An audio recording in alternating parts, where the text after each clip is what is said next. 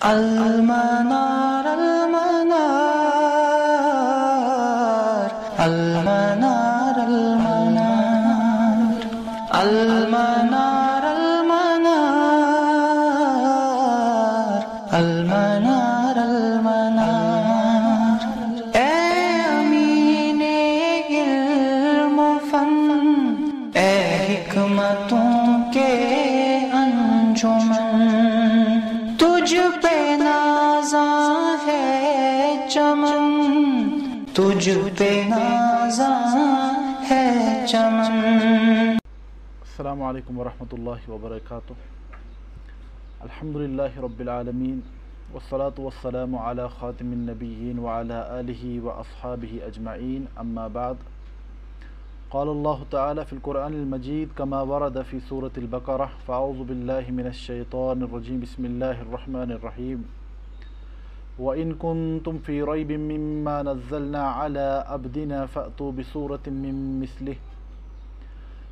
بِسُورَةٍ مِّن مِّثْلِهِ وَادْعُوا شُهَدَاءَكُم مِّن دُونِ اللَّهِ إِن كُنتُمْ صَادِقِينَ فَإِن لَّمْ تَفْعَلُوا وَلَن تَفْعَلُوا فَاتَّقُوا النَّارَ الَّتِي وَقُودُهَا النَّاسُ وَالْحِجَارَةُ أُعِدَّتْ لِلْكَافِرِينَ رب اشرح لي صدري ويسر لي أمري واحلل عقدة من لساني يفقهوا قولي اللهم أرنا الحق حقا وارزقنا اتباعه وأرنا الباطل باطلا وارزقنا اجتنابه آمین یا رب العالمین۔ علوم القرآن کی گزشتہ درس میں ہم نے کتاب کے ایک نئے باب کے مطالعہ کا آغاز کیا تھا۔ اس باب کا عنوان ناظم رحمہ اللہ نے قائم فرمایا ہے المجاز۔ تو مجاز کے حوالے سے تمہیدی گفتگو پچھلے درس میں آ چکی، اور اس بحث سے متعلق جو اختلافات پائے جاتے ہیں اس کا خلاصہ میں نے آپ کے سامنے پیش کیا تھا۔ تو ایک بار یعنی آگے بڑھنے سے پہلے یہ بات اہم ہے کہ ہمارے ذہن میں دراصل وہ بات رہے کہ اس عقد میں ناظم رحمہ اللہ ہمیں کیا سمجھا رہے ہیں، یعنی اس بات کو ہمیشہ ذہن میں رکھنا ہے کہ اس پوری نظم میں ایک منطقی ترتیب قائم ہے ناظم رحمہ اللہ کی طرف سے۔ ہم نے اس سے پہلے بھی عرض کیا کہ ابتدا سے اگر آپ دیکھیں گے تو قرآن مقدس جو کہ وحی ہے، تو وحی کے حوالے سے اولاً گفتگو آئی، اس کے بعد یعنی طریقہ جو ہے وحی کے نزول کا اس کے حوالے سے گفتگو آئی، اس کے بعد قرآن کے جمع و ترتیب کا تذکرہ آیا، قرآن کے رسم کا تذکرہ آیا، قرآن کے احرف السبع کا تذکرہ آیا، یعنی اس کے بعد یہ بات ہے کہ قرآن کو جمع کیسے کیا گیا، جمع کے بعد کہ آپ تک کیسے پہنچا، ما یرجع الی السند ناظم رحمہ اللہ نے عنوان قائم فرمایا۔ تو سند سے متعلق مختلف مباحث کو جمع کر کے اب آپ کے پاس پہنچا ہے تو پڑھیں گے کیسے، تو فرمایا ما یرجع الی الادا، یعنی وہ مباحث جن کا تعلق ادائیگی کے ساتھ ہے۔ اب آپ قرآن کی تلاوت پر قادر ہو گئے، اس کے بعد اگلا مرحلہ سمجھنے کا ہے، تو اسی لیے فرمایا اس عقد کا عنوان ما یرجع الی الالفاظ، یعنی اس عقد میں ناظم رحمہ اللہ الفاظ کی تفہیم کے حوالے سے گفتگو فرما رہے ہیں۔ تو اس بات پر میں نے اس سے پہلے بھی تذکرہ کیا تھا کہ ہمارے پاس قرآن مقدس کی تشریح کے دو بنیادی ذرائع ہیں، ایک لسان العرب اور دوسرا السنہ۔ تو اس والے عقد میں یعنی جو اس وقت ہمارے مطالعہ میں ہے، ناظم رحمہ اللہ نے ان مباحث کا تذکرہ فرمایا ہے ما یرجع الی الالفاظ، جو الفاظ کے ساتھ تعلق ہے، یعنی لسان العرب کی جو مختلف اسالیب ہیں اس کی بنیاد پر ہم کیسے قرآن مقدس کی تفسیر کرتے ہیں وہ ہمارے پیش نظر ہے۔ تو اس میں ہم نے دیکھا کہ پہلی اور دوسری قسم ناظم رحمہ اللہ نے بیان فرمائی الغریب والمعرب، یعنی وہ الفاظ جو غریب ہیں، جو الفاظ معرب ہیں، ان کا تفصیل سے تذکرہ آیا ہے، ان کو کیسے سمجھا جائے، ان کی سمجھنے کے لیے ہمارے پاس کیا ذرائع موجود ہیں۔ تو اس کے بعد جو اگلا باب ہے المجاز، مجاز کا گفتگو ناظم رحمہ اللہ نے اس کا آغاز فرمایا ہے۔ تو پچھلے درس میں نے آپ کے سامنے یہ بات بیان کی تھی کہ مجاز سے کیا مراد ہے، مجاز سے کیا مراد ہے کہ ہم کسی لفظ کو استعمال کرتے ہیں کسی دوسرے طریقے پر، ٹھیک ہے، یعنی لفظ جو ہوتا ہے، جب لفظ بنتا ہے وہ کسی خاص معنی کو لے کر بنتا ہے، ٹھیک ہے، کسی خاص معنی پر دلالت کرنے کے لیے بنتا ہے، لیکن ہوتا کیا ہے کہ لغت میں کبھی کبھار الفاظ کسی دوسرے معنی میں استعمال کیے جاتے ہیں جو معنی اپنی اصل سے مختلف ہوتا ہے، بات سمجھ آ رہی ہے؟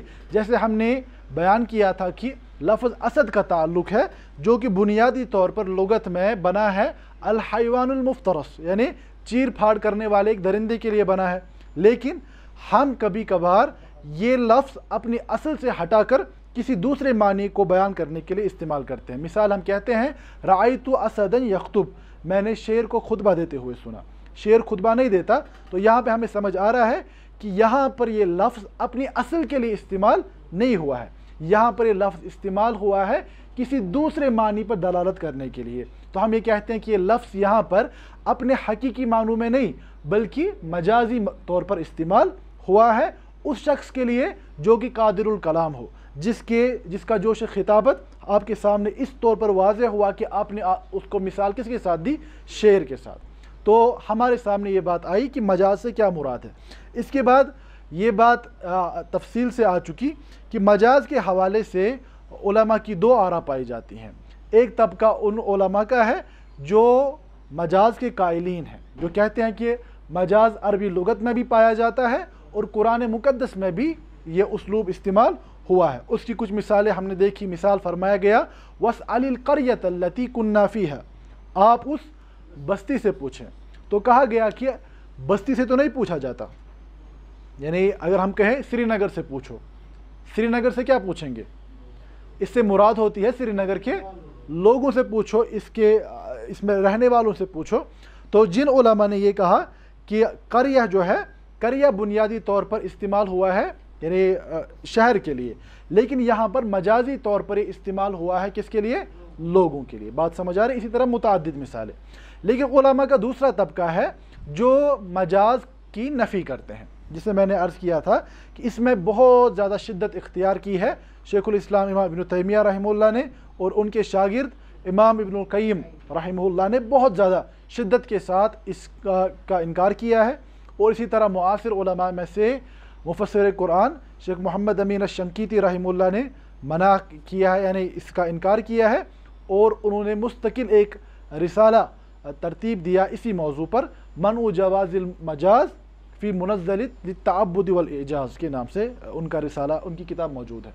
بہرحال میں نے یہ بات بھی آپ کے سامنے عرض کی تھی کہ یہ جو یعنی قبول اور انکار کا مسئلہ ہے، بنیادی طور پر یہ جو علماء ان سے پوچھا جاتا ہے کہ اگر یہ کہا گیا وَاسْأَلِ الْقَرْيَةَ کہ بستی سے پوچھو، آپ کے پاس اس کا کیا جواب ہے؟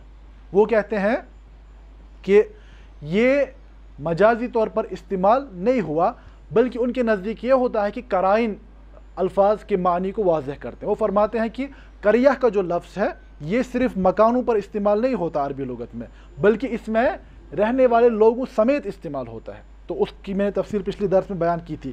یا مثال کے طور پر سورۃ الکہف کی آیت آئی تو فرماتے ہیں وَيُرِيدُ، جب وہ پہنچے بستی میں تو وہاں کیا دیکھا؟ جِدَارًا يُرِيدُ أَن يَنْقَضَّ فَأَقَامَ، وہاں انہوں نے ایک دیوار کو پایا، پھر استعمال ہوا ہے لفظ ارادہ۔ ارادہ کس کا ہوتا ہے؟ ارادہ ہوتا ہے جو شعور رکھنے والے لوگ ہوں ان کا ارادہ ہوتا ہے۔ تو دیوار کا کیا ارادہ ہے؟ دیوار کا ارادہ نہیں ہوتا۔ تو جو علماء مجاز کے قائل ہیں انہوں نے کہا کہ یہاں پر دیوار کا ارادہ مراد نہیں ہے، دیوار کا مائل ہونا مراد ہے۔ انہوں نے اس کی ایسی تفصیل بیان کی۔ اب جو لوگ کہتے ہیں کہ مجاز نہیں ہے، ان سے کہا گیا اس کا کیا جواب ہے؟ انہوں نے کہا نہیں، ارادہ بھی ثابت ہے، یعنی جو باقی اشیاء ہیں انسانوں کے بغیر۔ کیوں؟ کیونکہ مثال کے طور پر حدیث میں آیا ہے کہ اللہ کے نبی صلی اللہ علیہ وسلم جس یعنی لکڑی کے ٹکڑے پر چڑھ کر، یعنی وہ جو بنا ہوا تھا اس پہ چڑھ کر وہ خطبہ دیا کرتے تھے، تو پھر جب مسجد میں ممبر یعنی نصب کیا گیا تو صحابہ فرماتے ہیں کہ ہم نے اس لکڑی کے رونے کی آواز سنی۔ یہ صحیح حدیث میں ہے۔ اسی طرح فرماتے ہیں کہ میں ان پتھروں کو جانتا ہوں جو مجھ پر سلام کیا کرتے تھے۔ وہ فرماتے ہیں کہ یا قرآن میں فرمایا اللہ نے کہ جو وَإِن مِّن شَيْءٍ إِلَّا يُسَبِّحُ بِحَمْدِهِ وَلَكِن لَا تَفْقَهُونَ تَسْبِيحَهُمْ، کہ اس کائنات کی کوئی چیز ایسی نہیں جو کہ اللہ کی تسبیح نہیں کرتی، لیکن تم ان کی تسبیح کو نہیں سمجھ پاتے۔ تو انہوں نے اس طریقے سے یعنی اپنی وجہ بیان فرمائی کہ ہم مجاز اگر نہیں مانتے تو پھر کیا مانتے، ان آیات کی کیسی تفسیر ہے۔ اسی طرح یعنی آیات میں پوری تفصیل موجود ہے۔ لیکن اگر ہم دیکھیں گہرائی میں اتر کر اس موضوع کو، تو انکار اور قبول کی جو یہ تعویلات ہیں یہ لفظی معاملہ ہے، یعنی وہ ایک طریقے سے اس کی تعویل کرتے ہیں دوسرے طریقے سے، لیکن اس کے کور میں جو ایشو ہے کہ کیوں یعنی بعض علماء نے مجاز کی انکار پر شدت اختیار کی، کیا وجہ ہے؟ وجہ یہ ہے کہ اس میں صفات کا مسئلہ ہے، ٹھیک ہے؟ یعنی اللہ رب العزت کی صفات کا جہاں تک تعلق ہے، اگر ہم لغت میں مجاز مانتے ہیں، قرآن میں مجاز کو قبول کرتے ہیں، تو متعدد جگہ پر صفات کی تعویل کا دروازہ کھلتا ہے۔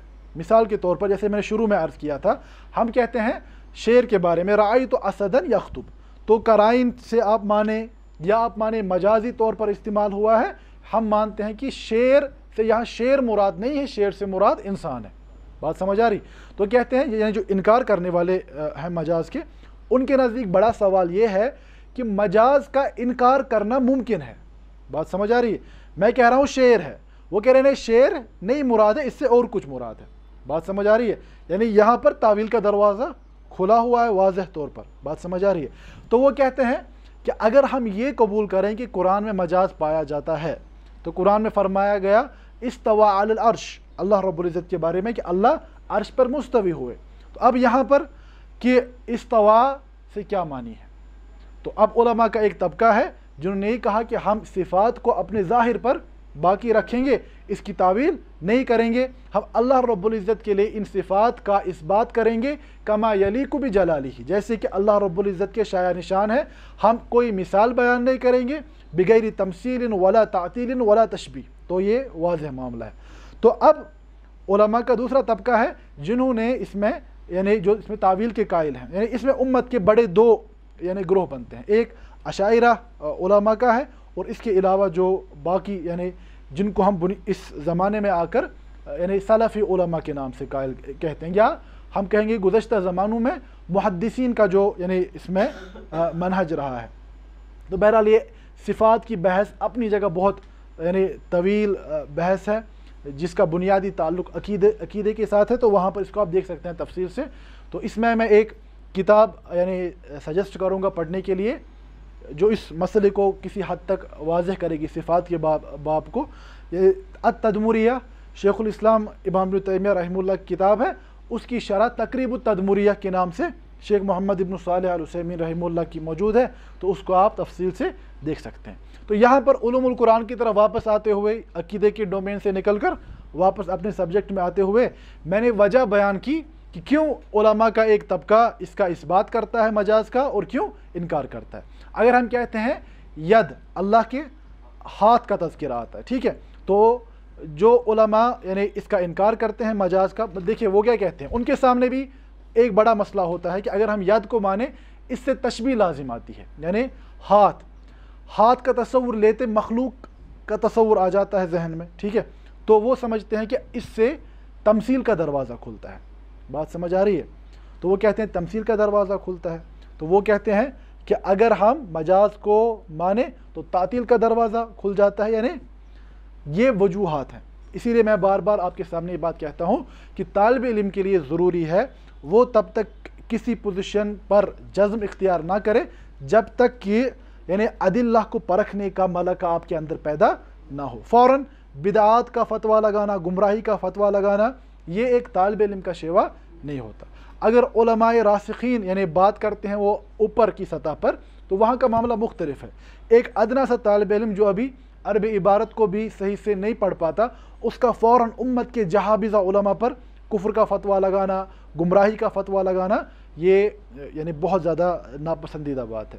اس کی ایک مثال میرے ذہن میں آ رہی ہے، میں کچھ عرصے پہلے یعنی جو 40 نووی پر شیخ عثیمین کی شرح موجود ہے، اس کی سب سے مشہور ترین شرح جامع العلوم والحکم ہے امام ابن رجب رحمہ اللہ کی۔ اب جو شیخ عثیمین نے شرح لکھی 40 پر، اس کے مقدمے میں امام نووی کا یعنی تذکرہ کرتے ہوئے فرماتے ہیں کہ ان سے صفات کے باب میں شیخ عثیمین کے مطابق کچھ اخطاء ہوئی ہیں، خطائیں ہوئی ہیں، لیکن فرماتے ہیں اس کے بعد ان خطاؤں کی بنیاد پر کچھ جاہل لوگوں نے کیا کہا کہ امام نووی کی کتابوں کو جلا دو، شرح مسلم کو جلا دو معاذ اللہ۔ تو یہ صحیح طریقہ، اس بہت زیادہ پھر یعنی شیخ عثیمین نے ڈانٹا ہے اور شیخ امام نووی رحمہ اللہ کی کافی مدح ثنا بیان کی ہے، لیکن ان کی جو ان کے نزدیک خطا ہے اس کو بھی واضح کیا ہے۔ تو مسئلہ یہ ہے کہ ایک طالب علم میں اور ایک جاہل میں بنیادی طور پر یہی فرق ہوتی ہے۔ بہرحال اس ساری بحث کو سامنے رکھتے ہوئے ناظم رحمہ اللہ کے حوالے سے ہمیں یہ بات جاننی ہے. ہم نے ابتدا میں کہا ہے کہ یہ نظم کس کتاب پر مبنی ہے؟ جی النقایہ پر. النقایہ کن کی کتاب ہے؟ امام جلال الدین سیوطی رحمہ اللہ کی. اور امام سیوطی کے حوالے سے یہ بات ہے کہ وہ مجاز کے قائلین میں سے ہیں. وہ مجاز کے وہ فرماتے ہیں کہ اس میں کوئی اختلاف ہی نہیں ہے. اختلاف کیا ہے تو بعد میں آنے والے لوگوں نے. اب یہ بات کتنی حد تک صحیح ہے یہ محل نظر ہے. تو اتقان میں بھی شروع ہی کرتے ہیں کہ اس میں کوئی اختلاف نہیں ہے. تو بہرحال جب اتقان یا النقایہ کے مؤلف مصنف کا یعنی یہ معاملہ ہے کہ انہوں نے مجاز کو صحیح مانا ہے، تو اسی لیے ہماری نظم کے جو مؤلف ہیں عبدالعزیز الزمزمی، تو انہوں نے بھی یعنی مجاز کو قبول کیا ہے. اب اسی لیے کیا کرتے ہیں شروع سیدھے المجاز، مجاز عنوان قائم کیا، اس کے بعد فرماتے منہا، یعنی اب یہ مجاز کی بحث نہیں کر رہے ہیں، اقسام المجاز کا تذکرہ آ رہا ہے کہ کس کس طور پر قرآن میں مجاز استعمال ہوا ہے. انہوں نے یہ بحث ہی نہیں کی کہ مجاز ہے یا نہیں ہے، انہوں نے مجاز عنوان قائم کیا، اس کے بعد بات شروع ہو گئی منہا کہ مجاز کی اقسام میں سے کیا کیا ہے. تو مجاز کی بنیادی طور پر براڈ کلاسیفیکیشن علماء کرتے ہیں مجاز فی الترکیب، یعنی ترکیب میں مجاز، اس کا کیا مطلب ہے اس کی طرف میں آؤں گا. یا اس کا دوسرا نام دیا جاتا ہے مجاز الاسناد، اور دوسرا ہے المجاز العقلی، المجاز العقلی. تو لیکن یہاں پر اس نظم میں ناظم رحمہ اللہ نے جن یعنی اقسام کا تذکرہ کیا ہے وہ یہ ہیں آپ کے سامنے. یہ 8 قسمیں، 8 قسموں کا تذکرہ کیا ہے، لیکن اس کے علاوہ بھی یعنی اقسام موجود ہیں. امام سیوطی نے تقریباً 20 سے زائد اقسام کا تذکرہ کیا ہے. ٹھیک ہے، تو یہاں پر جن 8 قسموں کا تذکرہ ناظم رحمہ اللہ نے کیا ہے اس میں سے کیا کیا ہے؟ الحذف، دوسرا ہے ترک الخبر، تیسرا ہے یستعمل یا استعمال الفرد عن الجمع والجمع عن الفرد، اور چوتھی قسم کیا ہے؟ استعمال اللفظ غیر العاقل فی العاقل. اس کے بعد سبب اس سے کیا مراد ہے ان کی طرف میں آ رہا ہوں، التقریر، زیادہ، اور آخری قسم تقدیم اور تاخیر. ٹھیک ہے، تو یہ ساری قسمیں دیکھنا یہی ہمارے سامنے بنیادی موضوع ہے. جہاں تک حذف کا تعلق ہے، حذف سے کیا مراد ہے کہ آپ یعنی کسی لفظ کو عبارت میں سے نکالتے ہیں اس طور پر کہ وہاں پر معنی میں کوئی خلل واقع نہ ہو. ٹھیک ہے، اب دیکھیں یہاں پر ایک بات ہے، ہم نے مجاز کے حوالے سے بات کی تھی کہ مجاز فی نفس ہی پہلے ایک لفظ ہوتا ہے نا، اسد لفظ ہے، اب ہم نے اس کو کسی اور طریقے پر استعمال کیا. اب جہاں تک حذف کا تعلق ہے، کیا حذف اپنی ذات میں کوئی لفظ ہے؟ ہم کہتے ہیں کہ حذف جو ہے یہ مجاز کی ایک قسم ہے. ٹھیک ہے، تو کیا حذف مجاز یعنی حذف اپنی ذات میں کوئی لفظ ہوتا ہے؟ اس پروسیس کو حذف کرنے کو اس وقت کوئی لفظ ہم کسی یعنی حذف کو کسی لفظ کے بدلے استعمال نہیں کر رہے ہیں، لیکن یہاں پر علماء فرماتے ہیں اسی کو جو میں نے اس سے پہلے قسم بیان کی، اسے کہا جاتا ہے مجاز فی الترکیب یا مجاز الاسناد، یعنی یہ مجاز ترکیب سے ماخوذ ہوتا ہے، یہ مجاز ترکیب سے عبارت سے ماخوذ ہوتا ہے. مثال کے طور پر اس کی مثال کیا دی ہے، یعنی اس حذف کے متعلق امام ابن عطیہ رحمہ اللہ فرماتے ہیں حذف المضاف هو عین المجاز و معظمہ، فرماتے ہیں یہی مجاز کی سب سے زیادہ اکثر استعمال ہونے والی قسم ہے. اس کی مثال کیا فرماتے ہیں؟ واسأل القریہ، کہ آپ پوچھیں بستی والوں سے. تو فرماتے ہیں یہاں پر اہل القریہ، یعنی یہ اصل میں ہے اہل القریہ، اہل محذوف ہے اسی لیے قریہ کے معنی میں اضافہ ہو گیا کہ اس میں لوگ خود بخود شامل ہو جائیں گے. بات سمجھ آ رہی ہے؟ تو یہاں پر حذف کے ذریعے سے مجاز کا پایا جانا ان کے نزدیک ہے. اسی طرح یعنی جو قرآن مقدس کے قصص ہیں، واقعات ہیں، ان میں یعنی اس قسم کا مجاز بہت زیادہ پایا جاتا ہے. اگر ہم یہ مانتے ہیں کہ قرآن میں مجاز موجود ہے، تو سورہ یوسف کی آیت مثال کے طور پر کہ جب وہ قید کا ساتھی جو یوسف علیہ السلام کے ساتھ تھے، اس کے بعد بادشاہ کی وہ خدمت میں لگ گیا، جب خواب کی تعبیر کا مسئلہ آیا اس نے کیا کہا؟ فَأَرْسِلُونَ، انہوں نے بادشاہ نے کہا تھا کہ مجھے خواب کی تعبیر بتاؤ، تو جب سب ناکام ہوئے تو اس نے کہا فَأَرْسِلُونَ کہ مجھے بھیجو. ٹھیک ہے، اب اس کے بعد دیکھیں سین کیا ہوا ہوگا؟ فَأَرْسِلُونَ فَأَرْسَلُوهُ، انہوں نے جانے کی اجازت دے دی، اس کے بعد وہ یوسف علیہ السلام کے پاس آئے اور ان سے کہا یا ایھا الصدیق، ٹھیک ہے، لیکن دیکھیں یہاں پر فارسلون، مجھے بھیجو، اس کے بعد وہ ساری باتیں حذف ہیں، کیا کہا گیا؟ یوسف ایھا الصدیق، یعنی اس کے بعد سیدھا کلام براہ راست ان دو کے درمیان جو کلام ہو وہ شروع کیا گیا۔ تو فرماتے علماء کہ یہاں پر یہ حذف جو ہے یہ خود مجاز طور پر یہ فائدہ دیتا ہے کہ اس کے بعد ان کو بھیجا گیا، وہ ہم کلام ہوئے یوسف علیہ السلام کے ساتھ، اور اس کے بعد یہ باتیں آگے چل کر ہوئی۔ تو ایک قسم یہ ہے۔ دوسری فرماتے ہیں ترک الخبر، یعنی کبھی کیا ہوتا ہے کہ مبتدا کا تذکرہ کیا جاتا ہے، خبر کو چھوڑا جاتا ہے، یا عکس ہوگا کہ خبر کا تذکرہ کیا جائے گا، مبتدا کو چھوڑا جائے گا، ٹھیک ہے۔ تو فرماتے ہیں یعنی ان یؤتی بمبتدأ ویترک خبرہ او العکس، مثال فصبر جمیل، یعنی سیدنا یعقوب علیہ السلام نے کیا کہا جب ان سے ان کے بیٹوں نے کہا کہ آپ اپنے پرانے خیالوں میں کھوئے ہوئے ہیں، انہیں کیا کہا؟ فصبر جمیل۔ تو یہاں پہ فرماتے ہیں صبر جمیل میں اس عبارت کو سمجھنے کے دو طریقے ہیں، یا تو ہم مبتدا کو محذوف مانیں یا خبر کو محذوف مانیں۔ مبتدا اگر محذوف مانیں تو کیا آئے گا؟ کیا آئے گا؟ فصبری صبر جمیل، صبری، صبری میں کیا ہے؟ صبری کیا آئے گا؟ مبتدا، میرا صبر کیا ہے؟ صبر جمیل، ٹھیک ہے، صبر اس میں آئے گی خبر۔ یا اگر الٹا مانے فصبر جمیل صبری، تو اس اعتبار سے صبری آئے گا خبر کے معنی میں۔ تو فرماتے ہیں کبھی کیا ہوتا ہے کہ ہم خبر کا تذکرہ کرتے ہیں، مبتدا کو محذوف مانا جاتا ہے، کبھی مبتدا کو محذوف مانا جاتا ہے، خبر کا تذکرہ کیا جاتا ہے۔ اسی طرح تیسری قسم فرماتے ہیں والفرد جمع ان یجزع عن آخر، یہ نظم کی عبارت میں سے ہے، یعنی مفرد کو جمع کی جگہ استعمال کرنا اور جمع کو مفرد کی جگہ، واحد کو جمع کی جگہ، جمع کو واحد کی جگہ۔ مثال کے طور پر سورۃ المومنون کی آیت نمبر 99 میں فرمایا رب ارجعون، یعنی جب ایک فاسق و فاجر کو، ایک گنہگار کو اللہ کے سامنے کیا جائے گا تو اس وقت وہ کیا کہے گا؟ قال رب ارجعون، اے میرے رب۔ قال یہاں پہلے کیا آیا ہے؟ قال کیا ہے؟ واحد ہے کہ جمع ہے؟ قالوا رب ارجعون نہیں ہے، قال واحد کسے کے ساتھ، قال رب ارجعون، اس کے بعد آگے بھی ہے لعلی اعمل صالحا، تاکہ میں، لعلی میں بھی مفرد ہے، اعمل بھی مفرد ہے، اعمل اس کے لعلی اعمل صالحا فیما ترکت، یعنی مستقل مفرد کے صیغے میں تذکرہ ہو رہا ہے۔ لیکن یہاں پر ارجعون، ارجعون جو ہے یہ واحد ہے کہ جمع ہے؟ یہ جمع کا صیغہ ہے، تو اس میں کیا ہے؟ اصل میں ہونا چاہیے تھا رب ارجعونی، مجھے بھیجو، ٹھیک ہے۔ قال رب ارجعون، یہ جمع کا صیغہ آیا ہے، تو کس کی جگہ آیا ہے؟ واحد کی جگہ جمع کا صیغہ آیا ہے۔ اب یہ کیوں ہوا ہے؟ اس سے کیا فائدہ حاصل ہوتا ہے؟ وہاں کی طرف ابھی نہیں جا سکتے کہ تفصیلی موضوع ہے، آپ تفسیر میں اس کو دیکھ، خصوصاً جو اعراب القرآن کے حوالے سے تفاسیر ہمارے پاس موجود ہیں ان میں یہ تفصیل سے پایا جائے گا۔ محی الدین درویش رحمہ اللہ کی اعراب القرآن ہے، یا اس کے علاوہ جو الکشاف امام زمخشری کی ہے، یا باقی تفاسیر، وہاں پہ ان کا تفصیلی معاملہ آتا ہے کہ کیوں کیا جاتا ہے۔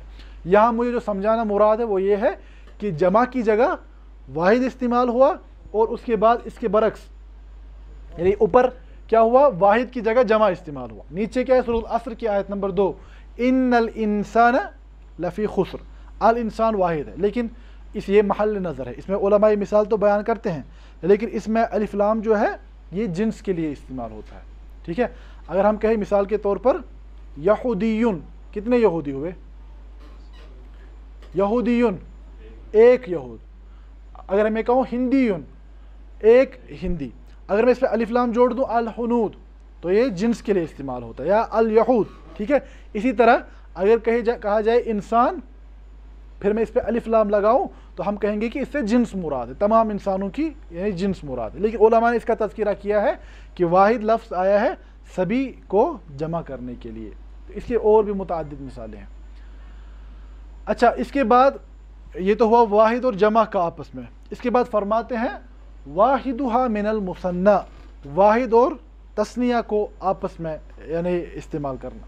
مثال کے طور پر مفرد کی جگہ پر جہاں مثنیٰ کا استعمال ہوا ہے، سورۃ التوبہ کی آیت نمبر 62، واللہ ورسولہ احق ان یرضوہ، اللہ اور اس کا رسول اس کی زیادہ یعنی شایان شان ہے کہ انہیں راضی کیا جائے۔ اب کیا ہونا چاہیے تھا؟ ضمیر کہاں کی طرف لوٹتا ہے؟ یرزوہ میں ضمیر کہاں کی جانب لوٹتا ہے؟ اللہ اور رسول کی جانب، ٹھیک ہے، لیکن ہو کس کی ضمیر ہے؟ ہو واحد کی ضمیر ہے۔ یہ ہونا چاہیے تھا واللہ ورسولہ احق ان یرزوہما، تو تثنیہ کی جگہ پر واحد کا استعمال ہونا۔ یہ بلاغت کے قواعد ہیں، یہ کیوں ہوتا ہے اس سے پریشان ہونے کی ضرورت نہیں ہے۔ ابھی مجھے تفسیر بیان نہیں کرنی ورنہ میں وہ بیان کر دیتا۔ ابھی مراد یہ صرف ہے کہ مجاز کو کیسے کیسے استعمال کیا جاتا ہے، یا اس کا برعکس یعنی عکس میں کیا آئے گا؟ مثنیٰ کو واحد کی جگہ پر استعمال کرنا، جیسے آیا ہے یعنی سورۃ القاف کی آیت نمبر 24 وَأَلْقِيَا فِي جَهَنَّمَ كُلَّ كَفَّارٍ عَنِيدٍ، یعنی یہاں پر القیہ جو ہے یہ کون سا سیغہ ہے؟ القیہ تثنیہ کا سیغہ ہے نا۔ وَأَلْقِيَا فِي جَهَنَّمَ آگے کیا آ رہا ہے؟ كُلَّ كَفَّارٍ عَنِيدٍ، یعنی واحد کا تذکرہ، تو یہاں پر واحد کی جگہ تثنیہ کو استعمال کیا گیا۔ اسی طرح اور ایک اسلوب ہے وَالَّذِي أَقَلَ عَنْ ضِدٍّ لَهُ، یعنی وہ سیغے جو ذوی العقول کے لیے استعمال ہوتے ہیں ان کو استعمال کیا جائے یعنی غیر عاقل کے لیے، یا غیر عاقل کے سیغوں کو استعمال کیا جائے عاقل کے لیے، ٹھیک ہے۔ یہ سب جو اسالیب میں پڑھا رہا ہوں یہاں پر دیکھیے، یہی بات میں شروع میں عرض کر چکا ہوں، صرف ڈکشنری کھول کے الفاظ کے معنی نکالنے سے انسان مفسر نہیں بنتا، جب تک کہ عربی لغت نہیں، عربی لسان پر جب تک آپ کی گہری نظر نہ ہو۔ لسان میں یہ ہیں طریقے ہیں، اگر دیکھیں سیدھا نارملی آپ بات کر رہے ہیں تو عاقل کے لیے عاقل کا سیغہ آنا چاہیے، غیر عاقل کے لیے غیر عاقل کا سیغہ آنا چاہیے، لیکن جو یہ عکس ہے یہ لغت میں استعمال ہوتا ہے، اور استعمال ہوتا ہے بلاغت کے اعلیٰ قواعد کو مد نظر رکھ کے۔ بات سمجھ آ رہی ہے؟ تو بہرحال تو یہاں پر آیا سورہ فصلت کی آیت نمبر 11 کے حوالے سے قالتا اتینا طاعین، یعنی ان دونوں نے کہا، کن دونوں نے کہا؟ الارض والسماء، سورہ فصلت کی آیت ہے، تو ان سے جب کہا گیا تو ایتیا طوعا او کرہا، تم اللہ کی تعمیل میں آ جاؤ، حکم کی تعمیل میں آ جاؤ، خوشی سے یا یعنی ناخوشی سے، جیسے بھی ہو۔ تو انہوں نے کیا کہا؟ قالتا اتینا طاعین، ہم یعنی اطاعت گزاروں کی طرح یعنی اپنا سر تسلیم خم کرتے ہیں۔ تو یہاں پہ دراصل مراد دیکھیں، یہ جو طاعین کا لفظ ہے یہاں پر کیا آیا ہے؟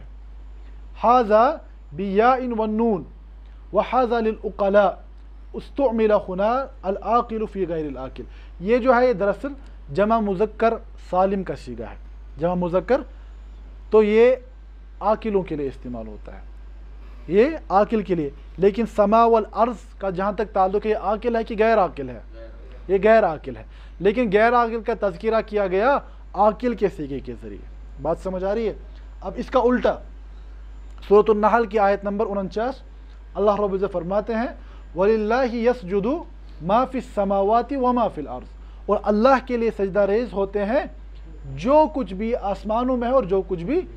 اب دیکھیں اس میں ملائکہ بھی آئیں گے، اس میں انسان بھی آئیں گے، اس میں جنات بھی آئیں گے، ٹھیک ہے۔ انسان بھی ذوی العقول میں سے ہے، اسی طرح جنات بھی ذوی العقول میں سے ہیں، ملائکہ بھی ذوی العقول میں سے ہیں، لیکن یہاں پہ یعنی اس میں موصول کیا استعمال کیا گیا؟ ما استعمال ہوا۔ اگر عاقل کی طرف اشارہ کرنا ہوتا کیسے ہوتا؟ وَلِلَّهِ يَسْجُدُ مَنْ فِي السَّمَاوَاتِ وَمَنْ فِي الْأَرْضِ، ہے نا، من ہوتا ہے نا استعمال عاقل کے لیے، ما استعمال ہوتا ہے غیر، بنیادی قواعد میں سے ہے۔ تو یہاں پر کیوں استعمال کیا گیا؟ یعنی یہاں پر جو غیر عاقل کا صیغہ ہے وہ استعمال کیا گیا عاقل کو بھی شامل کرنے کے لیے۔ اب یہ میں دوبارہ سے کہہ رہا ہوں یہ کیوں کیا جاتا ہے، اس کی اپنی تفصیل ہے، وہاں جانے کا ابھی موقع نہیں ہے۔ تو یہاں پر یہ کہتے ہیں علماء کہ یہ مجازی طور پر استعمال ہوا ہے۔ اچھا، اس کے بعد اور ایک قسم ہے سبب، اس کے بعد اور ایک قسم کا تذکرہ ہے سببن، ای استعمالہ فی مسبب، یعنی سبب کا تذکرہ کیا جاتا ہے لیکن اس سے مراد کیا ہوتا ہے؟ مسبب، یہاں سبب کے ذریعے سے مسبب کا تذکرہ مراد ہوتا ہے۔ اس کی مثال دیکھیں، قرآن میں کہا گیا یذبح ابناءہم، یذبح یہ واحد کا صیغہ ہے، وہ ذبح کرتا تھا ان کے بیٹوں کو. کون ذبح کرتا تھا؟ فرعون ذبح کرتا تھا. فرعون کیا خود چھری لے کے بازار میں نکلتا تھا ان کو ذبح کرنے کے لیے؟ خود کرتا تھا ذبح؟ کوئی خود نہیں کرتا. تو وہ کیا کون کرتے تھے ذبح؟ اس کے جو فوجی تھے یا اور وہ لوگ. تو لیکن یہاں پر فعل کو کس کی طرف منسوب کیا گیا؟ فرعون کی طرف. کیوں؟ کیونکہ وہ اس یعنی معاملے کا مسبب تھا. اس کے حکم کی وجہ سے اس کے فوجی تعمیل کر رہے تھے اور ذبح کر رہے تھے. یعنی سبب کا تذکرہ کیا جاتا ہے لیکن اس سے مراد اصل کیا ہوتا ہے؟ مسبب. بات سمجھ آ رہی ہے؟ بات سمجھ آ رہی؟ یذبح ابناءہم، فرعون کے حکم کی وجہ سے وہ لوگ ذبح کیا کرتے تھے. حالانکہ فرعون نے شاید کسی ایک بھی بچے کو خود نہیں مارا ہوگا. اس طرح ہم کہتے ہیں کہ جس کی حکومت ہوتی ہے وہی ذمہ دار ہوتا ہے، پھر چاہے وہ خود کچھ کرے یا نہ کرے. بات سمجھ آ رہی ہے؟ تو یہ فرماتے ہیں لِكَوْنِهِ السَّبَبُ فِي الْأَمْرِ أُسْنِدَ إِلَيْهِ، کیونکہ وہ اس معاملے کا موجد تھا، اسی کی وجہ سے ہوا تھا، تو اسی لیے اس ذبح کے فعل کو منسوب کہاں کی طرف کیا گیا؟ فرعون کی طرف. اچھا، اس کے بعد اور ایک مجاز کا معاملہ ہے التفات، جسے کہا جاتا ہے. التفات کیا ہوتا ہے؟ یعنی آپ کی آڈینس چینج ہو جائے. آپ بات کر رہے ہیں، مخاطب سے متکلم کی طرف واپس آ جائیں، متکلم سے مخاطب کی طرف جائیں، حاضر سے غائب کی طرف جائیں، غائب سے حاضر کی طرف آ جائیں. اس کی سب سے بہترین مثال کیا ہے؟ جو ہماری یوٹیوب چینل پر تفسیر کے لیکچرز اپلوڈ ہوئے ہیں، اس میں سورۃ الفاتحہ کا جو پہلا یا دوسرا لیکچر ہے اس میں اس کا تذکرہ تفصیل سے آیا ہے. بہرحال یہاں پر بھی ہمارے سامنے مثال ہے. سورۃ الفاتحہ میں اگر ہم شروع کر رہے ہیں الحمد للہ رب العالمین الرحمن الرحیم مالک یوم الدین، یہ تینوں آیات یعنی غائب کی صیغے کے ساتھ بات ہو رہی ہے. بات سمجھ آ رہی ہے؟ الحمد للہ، سب تعریفیں اللہ کے لیے ہیں. ہم نہیں کہتے اے اللہ سب تعریفیں آپ کے لیے ہیں. الحمد لک یا اللہ، ایسا نہیں کہا جاتا. ٹھیک ہے؟ تو پہلی تین آیات میں یعنی کیا خطاب ہے؟ غائب کی صیغے میں. اس کے بعد التفات، ایاک، غائب سے مخاطب کی جانب، ایاک نعبد، اے اللہ ہم آپ کی عبادت کرتے ہیں. یعنی اس سے پہلے اب غائب کی میں بات کر رہے تھے، اس کے بعد تبدیل ہو گیا اسلوب مالکی یوم، ایاک نعبد و ایاک نستعین، اس میں مخاطب کا صیغہ ہے. بات سمجھ آ رہی؟ یا ہوتا ہے یعنی الٹا. مثال کے طور پر سورۃ یاسین کی آیت ہے وَمَا لِيَ لَا أَعْبُدُ الَّذِي فَطَرَنِي وَإِلَيْهِ تُرْجَعُونَ. دیکھیے یہ شخص بات کر رہا ہے اپنے بارے میں. وَمَا لِيَ، مجھے کیا ہوا کہ لا اعبد، میں اس رب کی عبادت نہ کروں، الذی فطرنی، جس نے مجھے پیدا کیا ہے. اس کے بعد کیا کہنا تھا؟ وَإِلَيْهِ أُرْجَعُ، جس کی جانب میں لوٹایا جاؤں گا. ہے نا؟ اپنے بارے میں تو بات کر رہا ہے. وَمَا لِيَ، اس میں بھی متکلم کا صیغہ ہے، اعبد میں بھی متکلم کا صیغہ ہے، فطرنی میں بھی متکلم کا صیغہ ہے. اس کے بعد کیا کہا گیا؟ وَإِلَيْهِ تُرْجَعُونَ، اور تم سب کو اسی کی جانب یعنی متکلم سے مخاطب کی جانب، متکلم سے مخاطب کی جانب کا صیغہ استعمال کیا گیا. اسے کہا جاتا ہے ٹیکنیکلی التفات. اس کی 6 قسمیں ہیں. میں نے یہاں پر صرف 2 کا تذکرہ کیا ہے. اسی طریقے سے یعنی متکلم سے غائب، غائب سے متکلم، یا یعنی متکلم سے مخاطب، مخاطب سے متکلم، تو یہاں پر التفات اسے کہا جاتا ہے.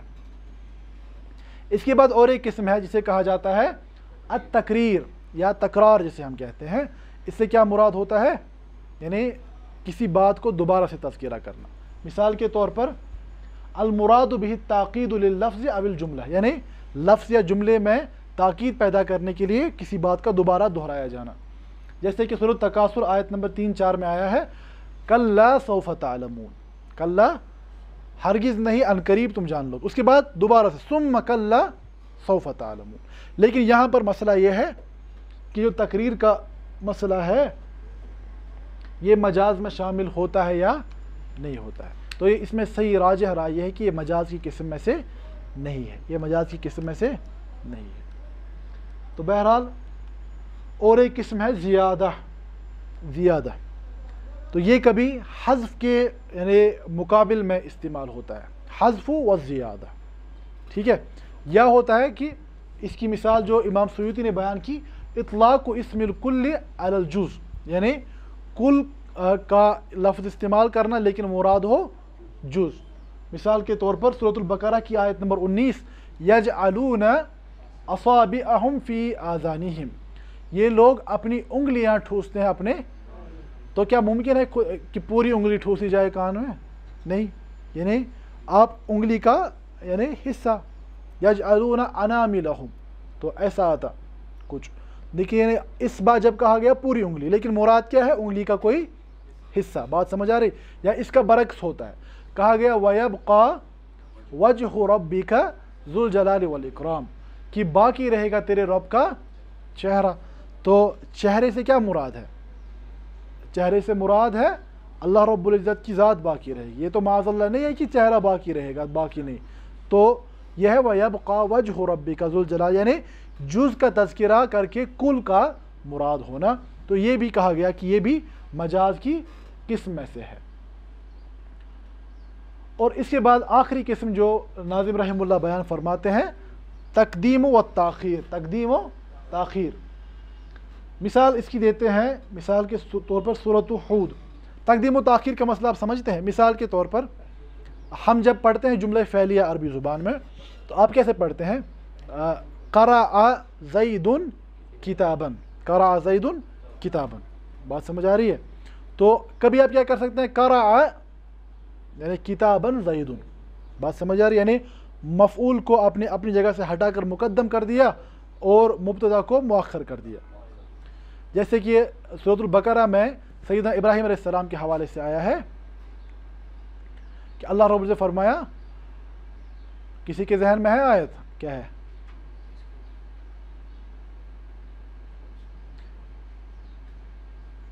ابھی مجھے آیت ذہن میں نہیں آ رہی، آ جائے گی، بات ختم کرتے کرتے آ جائے گی انشاءاللہ۔ تو فی الحال سورہ ہود کی آیت نمبر 71 کی طرف دیکھیں، اس میں آیا فَزَحِقَتْ فَبَشَّرْنَاهَا، سیدہ سارہ کے بارے میں آ رہا ہے کہ جب ابراہیم علیہ السلام کے پاس فرشتے آئے تو انہوں نے بشارت دی حضرت سارہ کو، یعنی اولاد کے بارے میں، کہ آپ کے یہاں اب ایک اولاد پیدا ہوگی۔ تو یہ بات جاننے عام قاعدے کی ہے، پہلے یعنی انسان کو خوشی ہوتی ہے کہ پہلے بشارت ملتی ہے، پہلے خوشی نہیں ہوگی نا پھر بشارت ملے گی، یعنی بشارت ملنے کے بعد خوشی ہوتی ہے۔ تو یہاں پر کیا ہے؟ فَضَحِقَتْ فَبَشَّرْنَاهَا، اس نے ہنسا پس ہم نے بشارت دی، ٹھیک ہے؟ تو فرماتے ہیں کہ یہاں پر جو چیز مؤخر ہونی چاہیے اس کو مقدم ہے، جو مقدم ہونی چاہیے وہ مؤخر ہے، بات سمجھ آ رہی ہے؟ تو لیکن علماء فرماتے ہیں کہ یہ مجاز کی قسم میں سے، اس میں امام بدر الدین زرکشی رحمہ اللہ، ان کی کون سی کتاب معروف ہے؟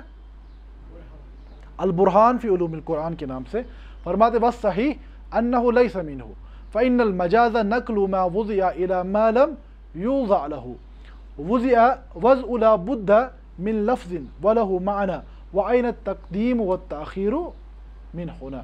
فرماتے ہیں کہ مجاز کو ہم کیا کہتے ہیں؟ کہ الفاظ کو اس طور پر استعمال کرنا کہ وہ کسی دوسرے معنی میں ہو، تو تقدیم تاخیر میں معنی کا کوئی یعنی تبادلہ نہیں ہوتا، ٹھیک ہے؟ آیت کیا ہے؟ یا بنی اسرائیل اذکروا نعمتی التی انعمت علیکم وانی فضلتکم علی العالمین واتقوا یوما لا تجزی نفس عن نفس شیئا ولا يقبل منها عدل ولا تنفعها شفاعة ولا هم ينصرون وإذ ابتلى إبراہیم ربہ بکلمات، وہاں پر کیا آیا؟ وإذ ابتلى، یہاں پہ دیکھیں اگر یہاں پر اعراب الٹ جائیں خدا نہ خواستہ تو آپ کی نماز باطل ہو سکتی ہے۔ تو وَإِذِ ابْتَلَى ابراہیم، ابراہیم مفعول ہے، اور جب تیرے رب نے آزمایا ابراہیم علیہ السلام کو، ابراہیم تو ایسے ہونا چاہیے وَإِذِ ابْتَلَى رَبُّكَ ابراہیم، لیکن وہاں پر کیا ہے؟ وَإِذِ ابْتَلَى ابراہیم رَبُّهُ، پہلے مفعول آیا پھر فاعل کو لایا گیا، تقدیم و تاخیر کا مسئلہ، ٹھیک ہے؟ تو بہرحال اس میں متعلق علماء فرماتے ہیں کہ تقدیم و تاخیر یہ اسلوب تو پایا جاتا ہے لیکن یہ مجاز کے معنی میں نہیں ہے۔ تو ان سبھی اقسام کو ذہن میں رکھتے ہوئے یعنی نظم کی طرف آئیں اور دیکھیں ناظم رحمہ اللہ کیا فرماتے ہیں۔ فرماتے ہیں النوع الثالث، نوع الثالث کس کی؟ نہیں، نوع الثالث ما یرجع الی الالفاظ، الفاظ کی تفہیم کے حوالے سے جو لغت میں یعنی استعمال ہوتے ہیں اسالیب، اس میں الغریب پہلی، معرب دوسری، المجاز تیسری قسم۔ اور اس میں کیا فرماتے ہیں؟ مجاز، عنوان قائم کیا مجاز، تو اس کے بعد مجاز کیا ہے اس کے متعلق کیا آ رہا ہے علماء کی، وہ ہم نے دیکھا۔ فرماتے منہا، مجاز کی اقسام میں سے کیا ہے؟ اختصار الحذف، یعنی محذوف کا مسئلہ۔ اس کے بعد ترک الخبری، خبر کو چھوڑ دینا۔ والفرد جمع ان یجزع عن آخری، مفرد اور جمع کا آپس میں استعمال ہونا اگر کہ وہ استعمال ہو سکتے ہوں۔ اس کے بعد واحدها من المثنى، واحد کا مثنى کی جگہ پر استعمال ہونا، اور اس کا عکس بھی ہم نے دیکھا۔ اس کے بعد فرماتے ہیں والذی عقل عن ضد لہ، فرماتے ہیں اور وہ جو سمجھ سکتا ہو، ذوی العقول ہو، وہ کس کی جگہ استعمال ہو؟ عن ضد لہ، جو کہ اس کی ضد ہے۔ عاقل کی ضد کیا ہے؟ فرماتے ہیں اور مجاز کی قسم ہے جب کہ عاقل استعمال ہو غیر عاقل کی جگہ، یا او عکس زی، یا الٹا زی سے کیا مراد ہے؟ ذی العقل، یعنی یا تو یہ ہو کہ غیر عاقل استعمال ہو عاقل کی جگہ پر، جیسے وَلِلَّهِ يَسْجُدُ مَا فِي السَّمَاوَاتِ وَمَا فِي الْأَرْضِ، آیا نا؟ تو یہ ہے مسئلہ۔ اس کے بعد فرماتے ہیں سببٌ، اس کے بعد سبب، یذبح ابناءہم، فرعون خود ذبح نہیں کرتا تھا، اس کا حکم سبب بنتا تھا ذبح کرنے کے لیے۔ اسی طرح التفاتن، یعنی آڈینس کا چینج ہونا، ٹھیک ہے۔ اس کے بعد التقریر، تکرار کا تذکرہ۔ اس کے بعد زیادتن، زیادت کا تذکرہ، یجعلون اصابعہم فی آذانہم۔ اس کے بعد فرماتے ہیں تقدیم او تاخیر، تقدیم او تاخیر۔ تو یہ ناظم رحمہ اللہ کے نزدیک مجاز کو استعمال کرنے کے لیے کے مختلف اسالیب ہیں۔ تو یہ مسئلہ ہے کہ ان کے نزدیک مجاز لغت میں بھی پایا جاتا ہے، قرآن میں بھی پایا جاتا ہے۔ تو اس کے بعد جو اس میں مسئلہ ہے، ایک تو یہ ہے کہ جو مجاز کے قائلین ہیں ان کی یعنی مباحث آپ دیکھ سکتے ہیں سبھی کتابوں میں۔ اب اس کے دوسرے پہلو کو دیکھنے، کیونکہ یہاں پر ناظم رحمہ اللہ نے اس کا تذکرہ نہیں کیا ہے۔ اس کے برعکس جو ہماری پچھلی کتاب تھی علوم القرآن کی مقدمۃ التفسیر عبد الرحمن بن قاسم رحمہ اللہ کی، تو وہ مجاز کے قائل نہیں ہیں، کیونکہ وہ یعنی نجدی علماء میں کے ساتھ تعلق رکھتے ہیں۔ تو اہل نجد پہ خاصتاً شیخ الاسلام ابن تیمیہ رحمہ اللہ کا اثر ہے، تو وہ انہوں نے عنوان قائم کیا ہے نفی المجاز۔ انہوں نے عنوان قائم کیا ہے، انہوں نے کیا عنوان قائم کیا؟ المجاز۔ وہاں پہ عنوان قائم ہے نفی المجاز، ٹھیک ہے۔ تو اس کو میں نے 3 دروس میں پڑھایا ہے، ٹھیک ہے۔ نفی المجاز کی جو بحث آئی ہے اس کو 3 دروس میں پڑھایا ہے، اس کو آپ دیکھ سکتے ہیں ہمارے یوٹیوب چینل پہ، مقدمۃ التفسیر کے لیکچرز میں وہ موجود ہے۔ اب لیکچر کے بغیر بھی ایک تو آپ یعنی اس میں مطالعہ کریں الصواعق المرسلہ، جو یعنی ابن القیم رحمہ اللہ کی کتاب ہے، اس میں انہوں نے کہا ہے کہ مجاز جو ہے طاغوت ہے۔ میں نے پچھلی بار بھی عرض کیا تھا کہ وہ مجاز کی نفی میں بہت زیادہ شدت اختیار کرتے، اور 50 ادلہ انہوں نے بیان کی ہیں کہ یہ موجود نہیں ہے۔ تو اور اس کے ساتھ ساتھ بہت ایک خوبصورت یعنی پہلو ہے اس میں امام محمد امین الشنقیطی رحمہ اللہ کی، کہ وہ کیا فرماتے ہیں؟ نفی اس کا کیا نام کیا؟ منع جواز المجاز فی المنزل للتعبد والاعجاز۔ تو اس کتاب کا آپ مطالعہ کریں، لیکن ذاتی طور پر یہ مسئلہ ہے کہ اس میں راجح مسئلہ یہ ہے کہ مجاز پایا جاتا ہے، مجاز کا انکار کرنا بہت زیادہ مشکل ہے۔ اب جو صفات کا مسئلہ ہے تو وہاں پہ ہمارا وہی موقف ہے جو کہ یعنی سلفی علماء کا موقف ہے، جو سلف کا موقف ہے، امام مالک رحمہ اللہ کا موقف ہے۔ تو وہ کیا ہے؟ فرمایا گیا الاستواء معلوم وکیفہ مجہول والایمان بہ واجب والسؤال عنہ بدعۃ۔